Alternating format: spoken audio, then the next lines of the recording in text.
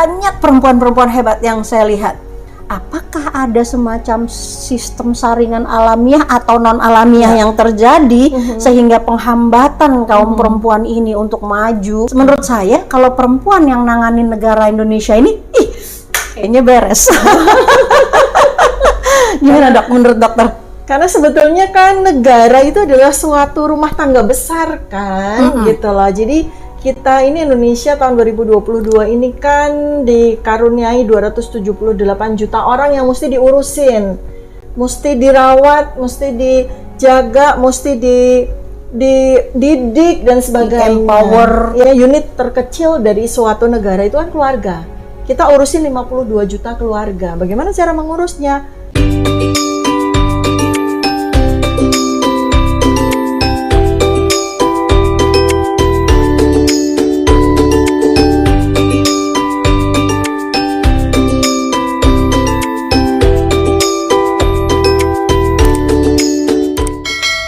Tercapai deh ya. Saya betul-betul membanggakan perempuan yang satu ini. Betul-betul ini perempuan yang jarang ya. Dokter Tif, seneng ya, dan kita juga ini untuk channelnya Dokter Tifa ya. Iya, betul. Karena Dokter Tifa mau bicara tentang ketahanan ya. Ketahanan keluarga sebagai fondasi ketahanan bangsa. Tuh, pantas nggak tuh kalau jadi presiden? Nah, jadi saya emang minat nih, Dok. Saya memang seorang yang gemes ya melihat satu. Kalau yang satu ini oke dah, abaikan aja. Katanya kalau nggak Jawa nggak bisa jadi presiden, kan gitu tuh. Tapi kalau di analisa Hono Coroko Doto Sowolo Podo Joyonyo gitu-gitu. Oke. Pokoknya aku iya aja, apa katanya semuanya oke. Tapi satu hal yang menggelitik adalah jumlah kita kaum perempuan. Iya, hanya selisih 1% atau 2%. Tapi kok gitu, konvensi Beijing udah dari lama. Terus juga banyak perempuan-perempuan hebat yang saya lihat. Apakah ada semacam sistem saringan alamiah atau non alamiah yang terjadi sehingga penghambatan kaum perempuan ini untuk maju ke kursi presiden paling enggak gitu kan? Ya, itu kelihatannya dan ada stigma juga, ada stigma dari mungkin dari salah satu katakan ideologi yang dianut oleh sebagian masyarakat, dalam hal ini mungkin masyarakat tertentu gitu yang tidak mengizinkan perempuan untuk tampil utuh ya. Kalau saya sih minat, saya pribadi. Menurut saya kalau perempuan yang nanganin negara Indonesia ini, kayaknya beres. Gimana dok, menurut dokter? Karena sebetulnya kan negara itu adalah suatu rumah tangga besar kan, gitu loh. Jadi kita ini Indonesia tahun 2022 ini kan dikaruniai 278 juta orang yang mesti diurusin, mesti dirawat, mesti dijaga, mesti dididik dan sebagainya. Empower. Ya, kalau mau dikecilkan lagi 278 juta penduduk ini kan terdiri atas sekitar 52 juta keluarga. Nah, jadi kalau kita mau lihat unit terkecil dari suatu negara itu kan keluarga. Kita urusin 52 juta keluarga. Bagaimana cara mengurusnya? Ya kita buat prototyping kan. Dari 52 juta keluarga itu prototype seperti apa sih keluarga ideal itu? Ya kan? Nah, dari prototype itu kita bisa buat kan semacam riset begitu. Kita lihat prototype keluarga yang ideal menurut bangsa Indonesia itu yang seperti apa, nilai-nilainya seperti apa, cara mendidiknya seperti apa, cara berkasih sayangnya seperti apa, cara saling menjaganya seperti apa, cara saling membahu-membahunya itu seperti apa gitu. Nah, saya setelah melalui sekian tahun observasi ya, sebenarnya keluarga itu yang paling penting itu ada apa tuh? Satu, keluarga itu adalah keluarga yang sehat. Sehat itu kan ada 4, sehat fisiknya, sehat mentalnya, sehat sosialnya, dan sehat spiritualnya. 4 itu kan. Nah, kemudian setelah itu dia harus cerdas, keluarga itu. Keluarga itu harus cerdas, mengedepankan akal, bagaimana mendidik akal dengan baik, karena otak itu adalah harta terbesar dari manusia. Ya, kemudian setelah itu keluarga itu harus mandiri, mampu menghidupi dirinya sendiri, mampu berdaya, nungguin BLT gitu, tidak harus nunggu BLT, tidak harus nunggu kasih orang, tidak harus nunggu di diskon-diskon, semua mandiri ya, tidak harus nunggu apalah gitu ya, tapi mandiri lah gitu ya, bisa menjaga keutuhan keluarganya secara mandiri, secara ekonomi juga mandiri, berpenghasilan juga dengan baik, bisa mencukupi kebutuhannya sendiri secara mandiri, dan yang terakhir berdaya. Apa maksudnya berdaya? Itu selain dia mampu untuk memenuhi kebutuhannya sendiri, dia juga mampu memberdayakan orang lain. Itulah berdaya. Berdaya itu tidak hanya mengurus dirinya sendiri, tetapi juga mengurus orang lain. One family, one help others gitu ya. Sebagaimana juga fitrah kita ini kan khalifatul fil ard. Bagaimana manusia itu menjadi perwujudan pengejawantahan dari yang namanya rahmatan lil alamin. Kita mengurus sesama manusia dan kita juga mengurus alam semesta ini. Nah, itu kan dari mana kita bisa melakukan itu? Ya keluarga itu dulu. Jadi rumusnya tuh SCMB. Apa itu?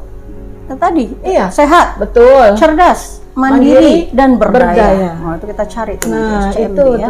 SCMB. Jadi itu konsep untuk karena keluarga merupakan unit terkecil dalam bangsa dan yang menentukan kemampuan bangsa itu bersaing di dunia global.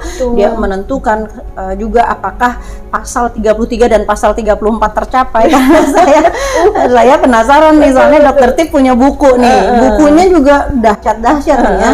Ini buku yang ini yang pertama. Coba Dok terangin dulu buku yang pertama, kedua, dan ini buku yang ini harus dibahas sendiri juga, Pandemi Pembelah Peradaban. Ini keren. Silahkan Dok diterangin dulu. Baik, pertama adalah begini ya, seorang pemimpin itu tidak hanya dia adalah pembelajar, tidak hanya dia adalah seorang yang sangat lapang suka membaca, tapi juga menulis. Harus menulis apa yang menjadi pemikirannya, apa yang menjadi bahan observasinya, penelitiannya. Nah, itulah yang saya lakukan. Jadi saya ingin menginspirasi banyak orang untuk bagaimana kita bisa mengutuhkan perjalanan hidup kita, perjalanan pemikiran kita, dan apa gagasan-gagasan kita yang mungkin sepanjang hidup kita sampai akhir hayat belum bisa terwujud semuanya. Tapi dengan buku ini menjadi legacy. Gagasan-gagasan yang mungkin tidak sempat saya wujudkan akan dikerjakan oleh generasi yang dikerjakan oleh generasi berikut. Nih saya nih.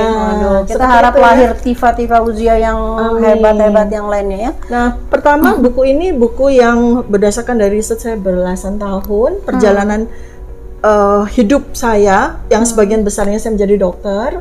Body Revolution. Body Revolution ini adalah intinya itu begini, bahwa tubuh manusia itu adalah ciptaan Allah Subhanahu wa Ta'ala yang dibanggakannya di muka bumi ini. Artinya apa? Manusia itu diciptakan Allah itu secara sempurna. Kesempurnaannya itu berserta dengan kemampuan dari manusia itu untuk bisa membenahi dirinya sendiri kalau ada masalah. Kalau dia organ-organ tubuhnya, jaringan-jaringannya, kemudian sel-selnya itu rusak, Allah memberikan mekanisme untuk melakukan reparasi, restorasi, regenerasi, renovasi, revolusi. Jadi healingnya nggak perlu keluar, healingnya nggak perlu keluar, healing sendiri bisa. Karena apa? Di dalam tubuh manusia itu Allah juga memberikan berbagai macam pabrik-pabrik obat alami. Yang saya kumpulkan itu menjadi 3 kelompok besar. Yang namanya pabrik hormon, pabrik enzim, pabrik imun. Izinkan saya hormon, pabrik enzim, dan pabrik imun. Iya. Jadi kalau ada infeksi segala macam, kalau pabrik kita itu bisa berfungsi dengan baik, kita nggak perlu antibiotik, kita nggak perlu antivirus, kita nggak perlu apapun. Masya Allah. Karena tubuh kita akan mampu memberdayakan dirinya sendiri untuk menghasilkan imunitas yang terbaik. Ini tahun berapa Dok? Ini tahun 2018. 2018 ya, Dr. Tifa Uzia Tiasuma bikin Body Revolution tahun 2018. Kemudian saya lanjutkan di 2019 adiknya nih. Adiknya lebih bongsor. Iya, bongsor banget, saya baca nih ini. Ini kalau pembaca buku itu mengatakan ini Dr. Tifa kecil. Iya. Dr. Tifa kecil bisa ditantang kemana-mana gitu kan. Nah, Dr. Tifa kecil punya adik namanya Nutrisi Surgawi. Ini juga kayaknya kemasannya udah kemasan yang lebih lux atau enggak? Ada edisi keduanya. Edisi pertama nih. Saya berarti punya edisi kedua. Ya. Oke Dok, silahkan. Ini 570 halaman. Ini adalah hasil riset saya, terutama tentang nutrisi apa dan dari mana asal muasal nutrisi itu, baik dari tumbuhan, pokoknya ciptaan Allah Subhanahu wa Ta'ala yang ditulis, yang difirmankan Allah pada kitabullahnya. Masya Allah. Iya, baik pokoknya kitabullah yang saya pelajari ya yang agama samawi ya, tentu saja. Sebagaimana yang Allah firmankan bahwa kita juga harus melihat dari kitab-kitab terdahulu untuk melengkapi kesempurnaan dari kitab suci Al-Quran. Jadi urut nih. Nah, kemudian dari situlah saya kira-kira riset selama 8 tahun. Saya tentu saja dibantu oleh banyak sekali ahli Quran, ahli hadis. Karena saya juga banyak mengutip firman-firman Allah, ya. Tentu saja ada di dalam Injil juga, ada di dalam Taurat juga. Karena saya bukan ahlinya, maka saya mesti belajar. Artinya bukan hanya Muslim yang bisa menemukan kebenaran dari nutrisi surgawi, tapi dari agama-agama lain juga. Karena ternyata itu inline. Ayat-ayatnya itu inline, saling menjelaskan satu sama lain. Ya, seperti itu. Betul. Ini berarti kalau tadi kan pemahaman utamanya adalah bahwa manusia dikaruniakan tubuh yang ada 3 pabriknya dan dia bisa merevitalisasi sendiri kalau sejauh si manusia menjaga 3 pabrik ini. Nah, kalau ini, gini, jadi untuk bisa pabrik itu bisa menghasilkan obat-obatan alami yang diproduksi oleh tubuh manusia sendiri, manusia juga harus memberikan bahan bakunya. Kan obat butuh bahan baku. Jadi pasokan ke pabriknya adalah 7 surgawi ini. Nutrisi surgawi The Seven Colors Garden. Ya, nutrisi surgawi Seven Colors Garden. 7 Colors dan 7 Garden. Itu apa itu? Jadi 7 Colors ini adalah 7 spektrum warna yang tertulis dalam kitab suci Al-Quran. Masya Allah. Yang menghasilkan warna yang tak terhingga jumlahnya. Nah, saya mendapatkan 7 spektrum warna itu, bukan 7 warna ya, 7 spektrum. 7 spektrum warna yang menghasilkan warna-warna yang tak terhingga jumlahnya. 7 itu ada kuning, ya, putih, hitam, hijau, biru, merah, dan jambon. Jambon itu wardah dalam bahasa Quran ya, wardah, warna merah merona seperti mawar. Nah, bahasa Indonesianya jambon, bahasa Inggrisnya pink. Saya pakai jambon. Nah, saya buat akronim untuk mempermudah. Kuputam hibi meja. Kuputam hiji Kuputam hibi bi ada biru. Jambon. Kuning, putih, hitam, kayak hijau, dulu kita biru, dari merah, kecil jambon. disuruh ngafalin Mejiku Hibini. Kalau Mejiku Hibini kan 7 juga ya. 7 juga tapi itu tuh. berasal dari penemuan Newton. Itu bukan spektrum matahari ya? Ya, jadi itu penemuan warna itu warna dinyatakan dengan warna 7 yang kita selama bertahun-tahun mengenal sebagai Mejiku Hibinium kan. Itu kan temuannya Newton tuh abad 15. Abad 15 Newton dengan kaca prismanya itu yang merupakan pantulan dari sinar matahari itu menghasilkan sebetulnya bukan 7, dia menghasilkan 5. Newton itu 5. Nah, karena dia juga mempercayai angka 7 itu sebagai angka istimewa, maka ditambahkan sisipin 2. Itu ditambah-tambah. Masya Allah. Itu. Nah, kalau yang ada di kitab suci Al-Quran itu jelas 7 spektrum. Jelas 7 spektrum. Dan di sini juga saya udah menuliskan berapa banyak ayat-ayat yang menyebutkan tentang 7 spektrum warna tersebut. 7 spektrum, dan 7 garden. 7 ragam. 7 ragam. Ya, ini kalau kita konsepnya adalah tetumbuhan dulu ya, belum hewan ya. 7 ragam tetumbuhan. Itu apa saja itu? Pertama adalah yang tertulis ya di dalam kitabullah ya. Itu adalah biji-bijian. Ya. Kemudian umbi-umbian, buah-buahan, ya. Sayur-sayuran, kacang-kacangan, rempah-rempahan, dan bunga-bungaan. Masya Allah. Ini oleh nggak ada batang-batangan, nggak ada? Udah tercakup di sini kan ya? Di situ. Ya. Lalu ada akronimnya Bibi Umbu Suka Rebung. Biji-bijian, biji-bijian, umbi-umbian, buah-buahan, sayur-sayuran, kacang-kacangan suka rebung, rempah-rempahan, dan bunga-bungaan. Ada yang dimakan, ada yang dijadikan sebagai toga, tanaman obat. Bisa dijadikan sebagai rempah, bisa dijadikan sebagai jamu, bisa dijadikan sebagai bumbu, macam-macam kan. Ini holistik sebetulnya. Dan kalau masuk ke dalam penelitiannya kan sulit. Begitu udah dikunyahkan, kan ini kan dokter mengunyahkan ya alam semesta ini dengan dengan kita bilang dengan kemampuan ya ilmiah ya yang dimiliki oleh dokter. Terus kita tinggal nelen aja, artinya gampangnya kalau kita mau kasih saran ke keluarga, sebenarnya tinggal bikin tabel aja ya dok, bikin tabel untuk 7 spektrum dan 7 ragam. Iya betul, gampangannya itu sebenarnya kita sedang membuat semacam afirmasi tentang apa sih yang seharusnya kita siapkan di meja makan kita gitu kan. Oh ya, dia harus warna dan dia harus 7 ragam. Sehingga nanti seandainya kita mau masak sayur lodeh gitu kan, langsung ini afirmasinya adalah jangan cuma yang mainstream aja, cuma terong, cuma ini. Kenapa? Kok Anda masukkan terong, masukkan nangka muda, masukkan daun belinjo? Ya karena ibu saya ajarin kan gitu kan. Tetapi sekarang dengan konsep Seven Colors Garden itu kita akan masuk sayur lodeh. Oh iya ya, dia harus 7 warna dan 7 geragam. Oh kalau gitu masukkan terong kuning, masukkan labu ya, mulai dari kuning misalnya ya. Oh iya kita masukkan labu kuning. Kemudian kita bisa masukkan berarti bisa sawi putih juga sawi bisa. Putih. Kita bisa masukkan yang hitam apa ya? Oh ya kita bisa masukkan misalnya jamuran, jamur kuping. Kita lagi mikir hitam apa ya hitam? Jamur kuping gitu kan. Kita bisa masukkan tempe yang udah tua itu kan bisa masuk kategori hitam juga kan. Kemudian kita bisa masukkan terong sebagai wakil dari biru. Kita masukkan, kemudian bisa kita masukkan umbi ungu. Kita bisa masukkan wortel, gitu kan? Walaupun pakemnya di sayur itu nggak ada, tapi karena mindsetnya udah berubah. Berarti you may put apa aja di situ. Yang penting adalah 7 spektrum. 7 spektrum warna dan 7 spektrum 7 ragam. 7 ragam. Begitu juga misalnya nih kalau ibu-ibu, oh iya masuk sayur bening, bayam, sama kan cuma hijau bayam. Oh iya ya, sama kuningnya itu apa namanya? Biasanya jagung kan? Misalnya. Oh iya, Dr. Tifa bilang apa? Oh harus Seven Color Garden ya, harus 7 ragam 7 warna. Kalau gitu saya masukkan ubi, saya masukkan jagung muda, saya masukkan wortel, saya masukkan tomat.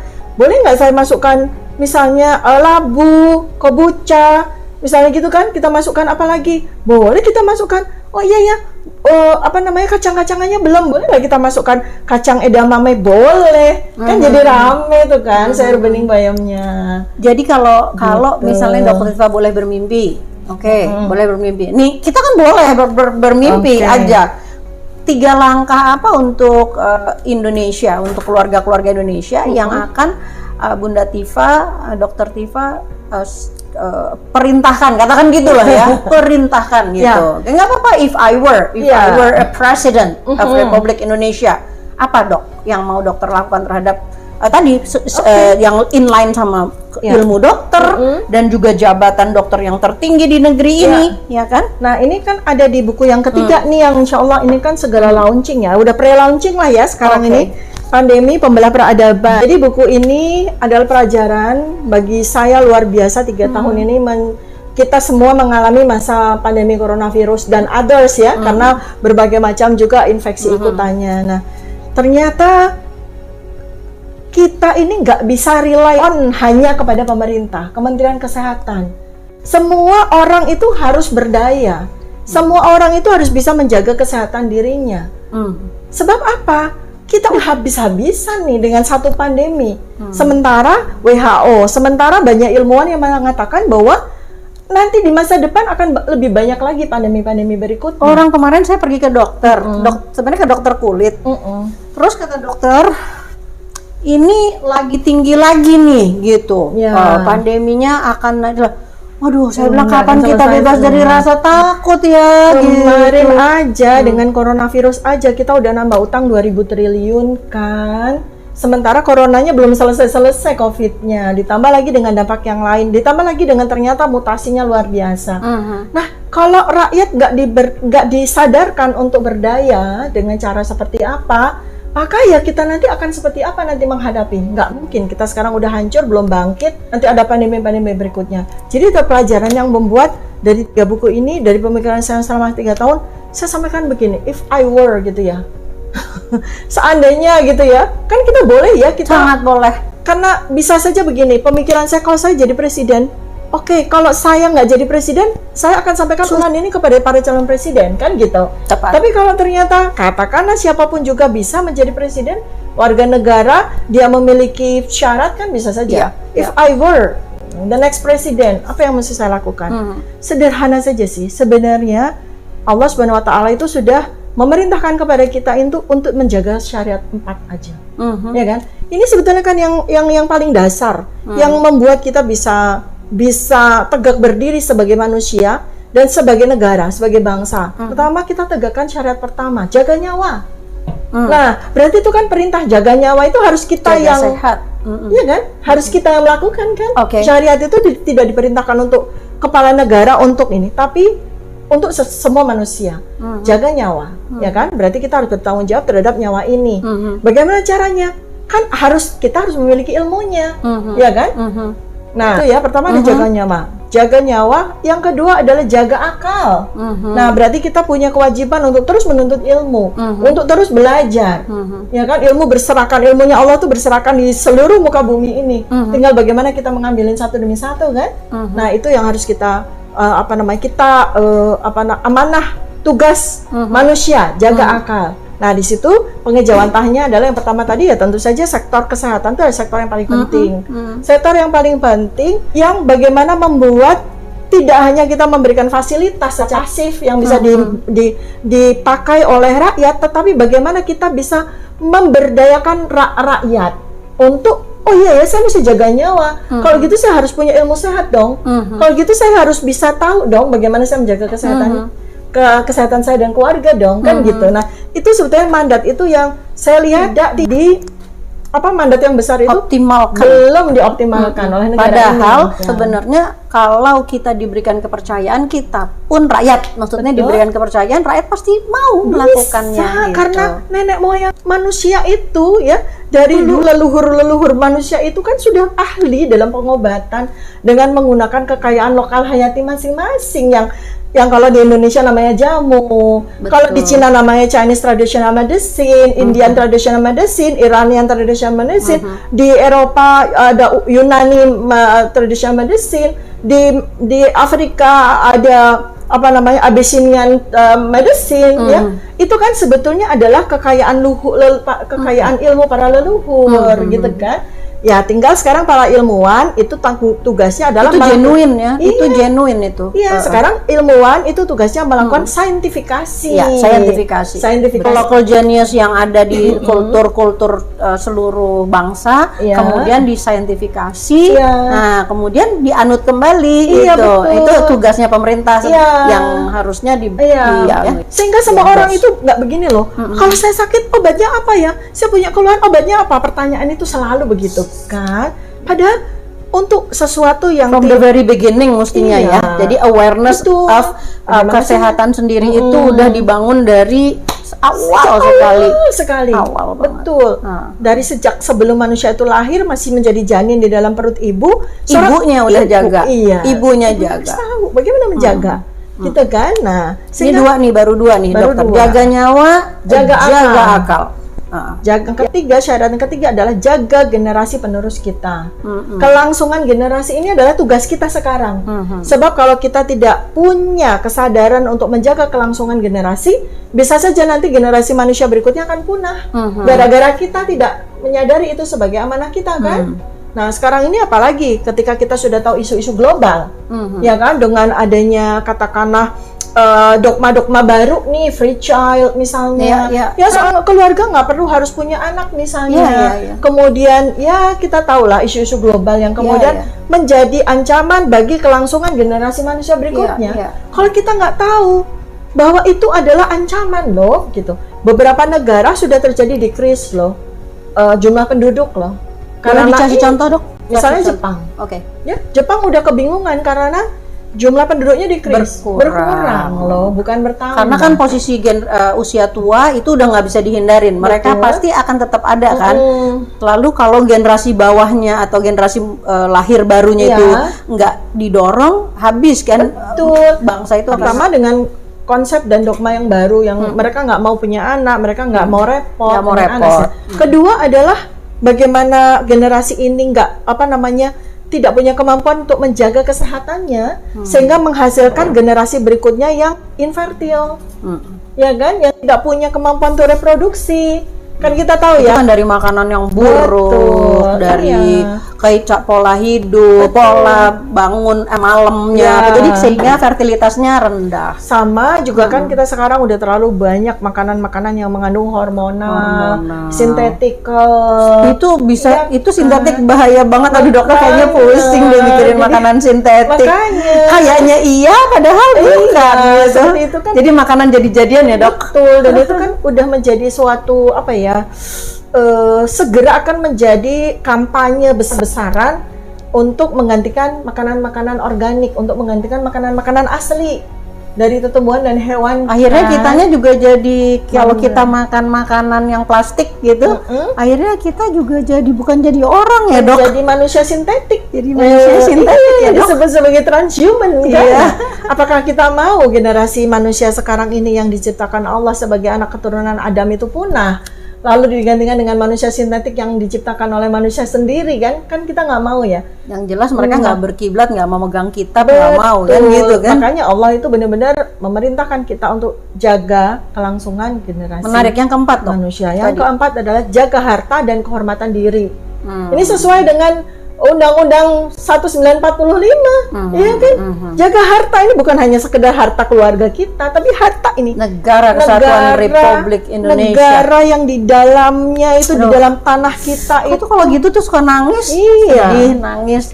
Tahu nggak, sedih Bunda Neno ya? Sebenarnya Indonesia ini ya 17.000 pulau. Itu sesungguhnya kan kita ini diam, hidup, duduk, berdiri di atas puncak-puncak pulau loh, bukan di daratannya itu sendiri. Sebab apa? Sebab daratan asli Indonesia itu kan yang dulu namanya Pangaea, ya kan?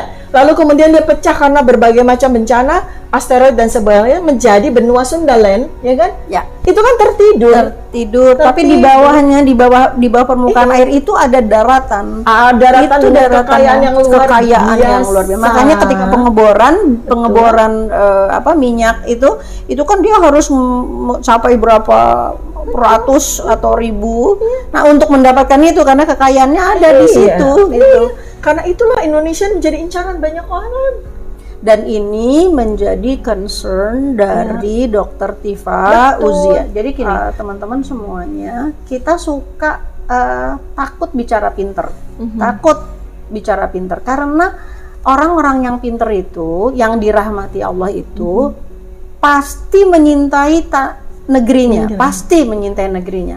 Dan ketika kita, ya harus diakuin bahwa penegakan hukum, penegakan keadilan masih punya PR banyak, gitu ya. Kemudian juga eksploitasi kekayaan negeri ini. Susah lah kita kalau suruh ngurusin bagaimana pengusaha-pengusaha yang mengeksploitasi. Kita mesti berhadapan sama tembok yang besar. Makanya perlu seorang presiden perempuan atau pemimpin perempuan yang nggak usah, nggak apa-apa. Kalau memang menurut saya ya, kalau memang itu sudah tinggal katakanlah sudah kalian jarah, sudah kalian ambil, udah wes PN bahasanya tuh wes PN. Saya mau mulai dari ini. Nah gitu loh. Betul. Nah gitu loh. Kekayaan hakiki. Kekayaan hakiki yang tidak bisa diambil oleh siapapun.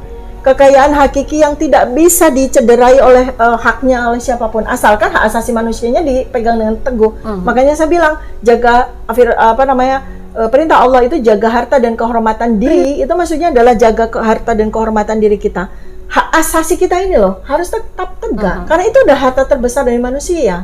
Manusia bisa menjaga hartanya, hak asasinya, maka insya Allah manusia secara sama-sama itu bisa menjaga harta dan kehormatan diri komunal bangsa ini gitu. Nah itu yang harus disadarkan. Oke, Dokter Tifa yang cerdas, kita harus kita udah 28 menit ngobrol, kayaknya kalau sama Dokter Tifa ini nggak cukup, 280 menit juga nggak cukup.